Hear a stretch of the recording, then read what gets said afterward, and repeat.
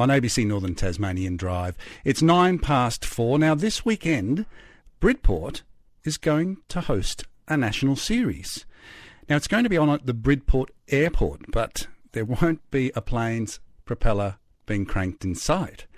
It's called Down Underground BMX Flatland. And Shaun Jarvis is one of the founding creators of the series. G'day, Shaun. How are you going there? Wonderful. Tell me, describe for me and the listeners, what is BMX Flatland in regards to its style? Well, the best way to describe BMX Flatland, it's doing tricks or stunts on a BMX bike without the use of any ramps, just using the bike and body to manoeuvre yourself and the bike in different positions whilst performing certain rolling, balancing and hopping tricks. And I've seen that on YouTube clips and also on high-end adventure sort of TV programs you see where they put compilations of different sporting events that require incredible skill. And that's what I think of what I've seen in Flatland. The balance required by these riders is quite amazing. Yeah, it is. It's one of the hardest forms of BMX stunt riding. I mean, we have different styles of ramp, park, dirt, street, and flatland. And flatland is one of the hardest because the skill and dexterity that is required to perform some of the manoeuvres, you know, it can take up to a year or two to get to the level that you're able to achieve that certain trick that you're trying to pull. How long has Flatland been going for? Well, sort of BMX stunt riding started back in the early 80s out of California, and it was just one form just then. You know, everyone did everything. And then sort of in the mid-90s, early 90s, it sort of split into different categories, and bikes started to change so that a flatland-only bike, you wouldn't want to hit a dirt jumps and vice versa. So it's sort of now, it's come full circle where a lot of bikes now, it doesn't matter what sort of BMX bike you got, you can ride flatland on. But it's been around for, 30 years. I've been riding flatland for at least 30 years now myself. Or a form of flatland, So it's been around for a long time, and the Down Underground series is now into Series 9. So we started that back in 2008. And you were one of two guys who started that up, didn't you? Yeah, so me and another guy, Paul Chamberlain, put it together with the help of a lot of the riders around Australia. I'm from Perth and Paul's from Sydney, so it's a bit hard to do events Australia-wide if you haven't got boots on ground, so to speak. So it's good to have, support from the riders in the certain states and cities and locations that we go to that can help coordinate and organise at their spots to get things going along. Was that part of the motivation to bring you all together as flatland riders? Yeah, I guess. I mean, we had a national contest called the BMX Games that ran for a few years, and that was, a massive contest in Sydney that happened once a year with lots of different styles of BMX riding, not just flatland. Yeah, I remember that. Yep, and that sort of dropped out, so there was nothing else happening. And at the time, there was lots and lots of riders riding flatland, and we said, well, let's just have a contest. So we started running. We had 4 contests running then. The first ones was in Perth, Melbourne, Brisbane, and Sydney. And over the period of time, they've dropped down from 4 down to 3. And now we're down to a point where we've got 2 physical contests and 1 video contest. Right. So you're coming to Tassie. Have you been here before?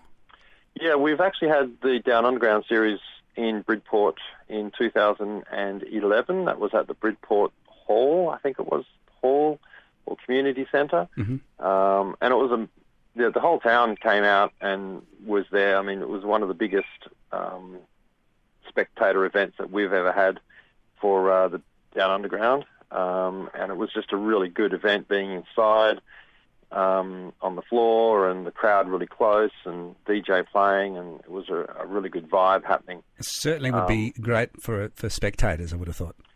Definitely. Coming out to see some of the styles and skills that happen throughout the contest is definitely something for people to come and view.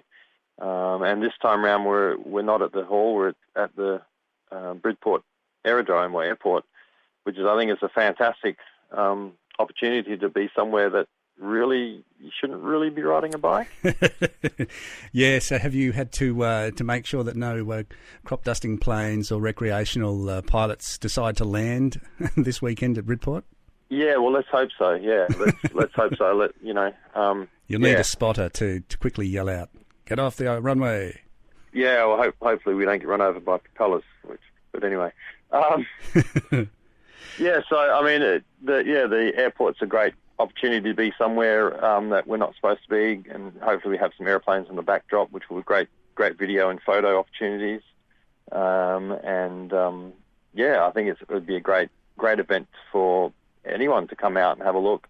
It's an incredible visual sport, isn't it? So, I mean, if you want to capture some great footage, whether it's be stills or video work, this weekend's the time to do it, and the place to do it's Bridport Airport. Yeah, for sure. Great opportunity to come out and see some of the skills. It takes a lot of practice to get to where the riders are at. I've been trying some of my contest runs for this contest coming up. I've been practicing pretty hard, and it's slowly coming together. But it's hours and hours of riding to get to that level. Some of the riders that will be attending, we've got Simon O'Brien, who is the national champion at the moment. He's also been in the X Games and won X Games medals and toured the world. So he'll be attending. And we've also got a rider from Germany, Thor, who will also be attending, and riders from around Australia, from Queensland and Sydney and Melbourne, and myself from Perth, and riders from Tasmania. Well, Shaun, you've just answered my next question, because I was going to ask if Flatland BMX is an international sport, and if you have a rider coming over from Germany, would that be the case? No, he's actually based in Australia, or he's living in Australia, working and holidaying. So he's coming to just be in the contest because he's in Australia at the point in time. Mm-hmm. But we have actually, one year we had a German rider who travelled all the way from Germany just for the contest. There was no other reason. He saw the contest was happening. He said, "I'm coming to Australia for the contest." He arrived from Germany the day before the contest, and then rode the contest the next day. Ah, that's hardcore. Yeah, so he wasn't here for very long. And we actually have had another rider travel from New Zealand to Sydney, one of the Sydney contests we held. He spent more time travelling than actually on the ground in Sydney. I think he spent a day or just under 24 hours in Sydney just for the contest. Now, I need to ask you this, Shaun. My first BMX bike was a very shiny little Melvin Star, my pride and joy. I didn't possess any of the skills or ability that you would have, but what was your first pride and joy? Well, my first BMX bike was back in 1981. It was a Redline. I wish I still had that, because it'd be worth a fair penny now. But yeah, so that was my first bike, and it was where I started racing BMX, and did that for 4 years. Moved into freestyle riding, and because it was a more freer form of activity. There was no rules or regulations. It was just do it as you will, and that's one of the great attributes of freestyle riding, is that you don't have to follow anything. It's how you want to do it. So yeah, the Redline was my pride and joy, but a bike, has always been in my life, and the one I have now is, absolute treat. Awesome. Look, if people want to come along and see this form of BMX contest, Flatland contest, what time, and is it Saturday and Sunday, or just one day over the weekend at Bridport? It's just the one day on the Saturday. We'll be kicking things off around about 1 o'clock for when everything the riders will be doing their warm-up and getting everything sort of together and practicing and getting used to the surface that we're going to be riding on, because each surface is different. People just think it's just a piece of flat area, but each surface rolls faster or slower, has got bumps and no bumps, some bumps, and all that sort of stuff. So it's a matter of getting used to the floor. So the contest should kick off around about 3 o'clock. with the beginner class. We've got a good range of beginners. Even those riders who can't ride Flatland but can just ride BMX can come along and enter in the beginner class.